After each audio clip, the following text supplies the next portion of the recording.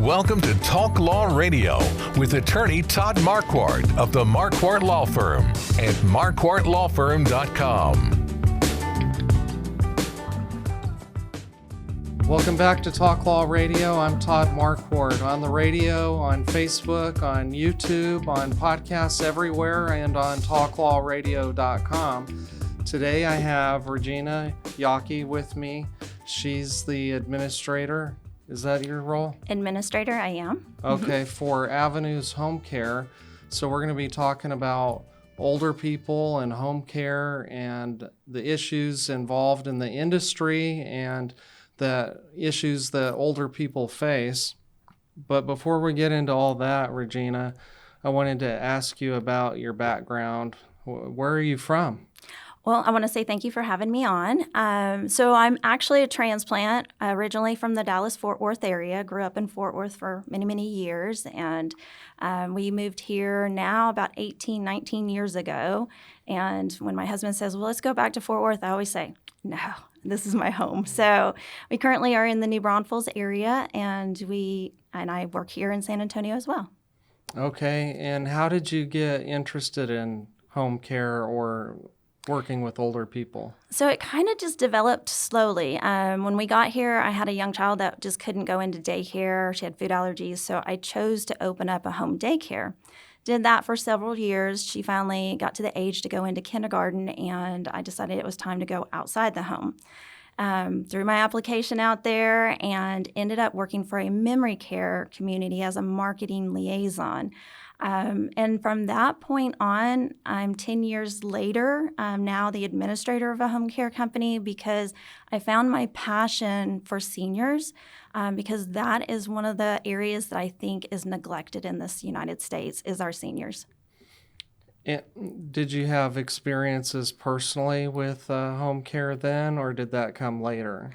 Most of that's come later. There was one little moment that kind of now that I look back on, I wish I would have known what I know now.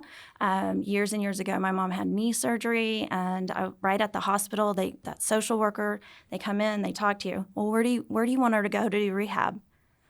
Rehab, well, what does that even mean? What is that? Who does that? What is it for? I didn't know to ask any of those questions. And so I just said, oh, well, you just tell me whatever you suggest. Mm-hmm. And so now, looking back, if I would have known to go research it, go visit those places, ask around, my decision probably would have been completely different. Most people, when they hear rehab, they think about the Betty Ford. Yes. Alcohol rehab. Yes. But what you're talking about is rehab to help get those muscles strong after surgery again. Yeah. So a lot of people don't realize 2 days, 3 days in bed for our seniors really creates atrophy in those muscles. And so they want them to go to a nursing home rehab. And in that rehab, it is called short-term rehab. And they'll have them there from anywhere from 14 days up to 100 days. And they'll go in and they'll do some physical therapy, occupational therapy, or speech therapy if they need it during that time, because we want them as strong as possible when they go back home. Because when you're in their home, independence is so important. And that brings up home care. It does bring up home care because there are times that we find, even with the rehab, they may not just achieve that level that they were at, or they just need a little more time to get stronger. So home care is having private caregivers coming into their home and helping them with what we call your activities of daily living. You'll hear people talk about the ADLs, but they never say activities of daily living. And that means somebody needs help with their bathing, somebody helps getting dressed, even doing your meals or medication reminders. Those seem like simple things, but when you've been in the hospital and you've had a broken hip, some of those things are bigger than what you think. Right. And so the company that you're administrator for is Avenues Home Care. tell us about the company. So, Avenues Home Care, it was formerly known as AA Care Services. It was started by an RN nurse over about 18 years ago here in the New Braunfels and San Antonio area. And it has grown. So, we have 2 locations that cover 20 counties. We provide home care, which means a caregiver either in the home, in a facility. I even jokingly say we've had caregivers go on cruises with clients because we need help everywhere. And so it's not just in your home. I have veterans that we also service, and they need to make it to their doctor's appointments and to other outings, and they use us both for their VA needs and also for their caregiving needs. Yeah, and so this caregiver industry, home care, is very competitive. I see a lot of Yes. new home care companies popping up all the time. What would you say makes Avenues Home Care set apart from everyone else? So everybody kind of does the same, right? Everybody can send a caregiver in for bathing, dressing, and meals. For us, we have other areas that we can help somebody. We actually have a licensed home health service line where we can go in and do medication management. We can go in, fill up their medication box, monitor it, manage it, work with the doctors. We also provide care management where we have a lot of clients, their families live outside of the area. Just in general, myself, I just had to go and take my dad to a doctor yesterday, and he lives 2.5 hours from me. So it's not always having family close, so we fill in those gaps. Going to a doctor's appointment, calling the family with a report, that is golden because I've gone to the doctor with my parent and my mom, and the doctor's asking her all these questions, and she's looking at me like, how do I answer that? And if I wasn't there, she wouldn't have known how to say what she needs to say. So for us, we can send nurses in to those appointments where a lot of other companies do not have that level of care.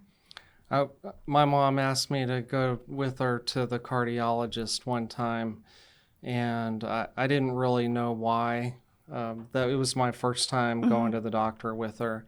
And what I learned is that she needed a translator.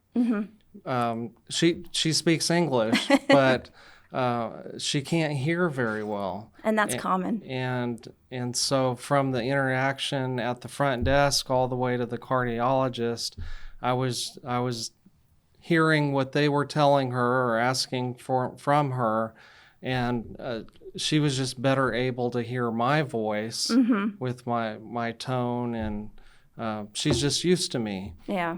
And so that was actually really important because she would have missed a lot of important information, and the doctor would have missed a lot of important information. Yeah. And that, literally that just happened yesterday at my dad's doctor's appointment. Super great doctor, but she sat down and she just started talking to him, and she was going a mile a minute, and she's an amazing doctor, but he needs for somebody to talk slowly to him, to look at him in his eyes so he can kind of focus on what she was saying.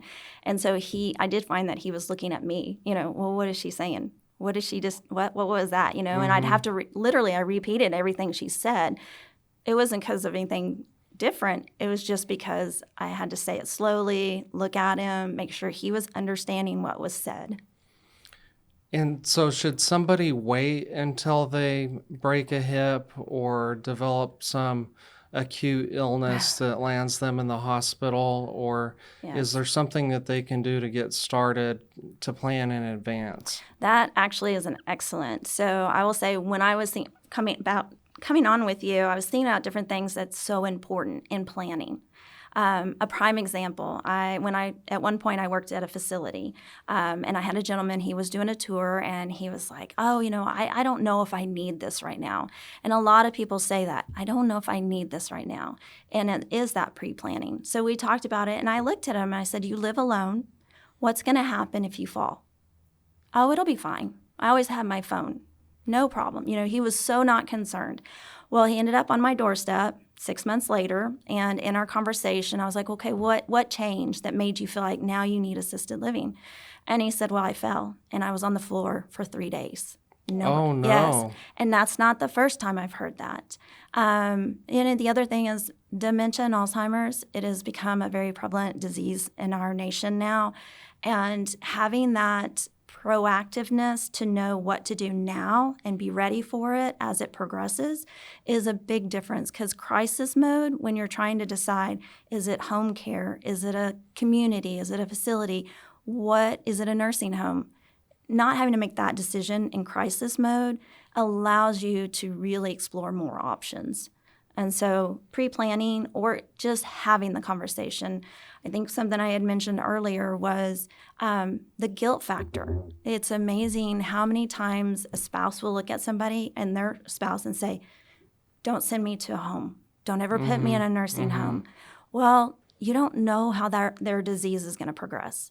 So they may have behaviors. It may be more care than you ever expected. And so you want both people to be healthy, but if you're telling me not to put me in a home and I can't maintain your care, well, now I feel guilty. And that's not fair either. So having these conversations early is so important. Yeah, that was my mama. She never wanted to go into the nursing home. And it's because in the 1990s, she watched a lot of Dateline, 2020, and 60 Minutes. The worst case scenarios. You remember what was on those shows, the nursing home neglect and abuse? Oh, yes. And so my mom did take care of her at home. She was bedbound for the last year of her life. She forgot how to walk when following a hospital stay. And nobody told any of us, hey, we could bring in a caregiver to help her get out of bed and walk around. We thought the hospital wants her to stay in bed, so she did, and that's when she forgot how to walk. Yes, and that happens often. But having that conversation and pre-planning financially, I mean, that's another key component. Understanding what are payer sources to provide care. Home care, for us with Avenues, is where we can either have private pay, long-term care insurance. Long-term care insurance conversations at my age, have it now. Be ready, because do you want your children to care for you at home, or do you want them to find you a home? It all comes down to that. Or do you want to pick where you want to go? I always say there's some locations that are like living on a cruise ship, but on land. I mean, they are so nice. But having home care, comes at a cost. You need to know to plan for it. If that's what you want, you have to be ready. And so do you have certain packages, or is there a minimum number of hours? So for us, we try to be very flexible with our clients. We do have a minimum of 4-hour shift, but that could be one day a week, once a month, once every 3 months, if that's what you really need. But we try to stay flexible so that they get what they want and need, and it covers the requirements for their service needs at this point, and then they can grow into needing more hours if needed. We just don't want to have to overstaff when they really don't need a full 24 hours, but we can go as little as 4 hours up to 24 hours, 1 day a week, 7 days a week. It's very tailored care. Well, we got to take a break, Okay. but when we come back, we'll be talking about the sinners and the saints and home care too. This has been Talk Law Radio with attorney Todd Marquardt, brought to you by the Marquardt Law Firm. You can learn more at marquardtlawfirm.com. And be sure to listen to the full Talk Law Radio show Saturday mornings at 11 on 9:30 a.m. The Answer. Most families don't realize they have hidden legal blind spots until it's too late. Wills, trusts, Medicaid planning, even protecting a business. These are the kinds of issues attorney Todd Marquardt helps uncover before they become problems. Todd is the host of Talk Law Radio, where each week he guides listeners through the legal challenges families, veterans, and business owners face, while showing them the practical steps to protect what matters most. Catch Talk Law Radio, Saturdays at 11 a.m. on 9:30 a.m. The Answer, 6:30 a.m. The Word, and now in Houston on AM 1070 and 103.3 FM The Answer, or anytime on YouTube.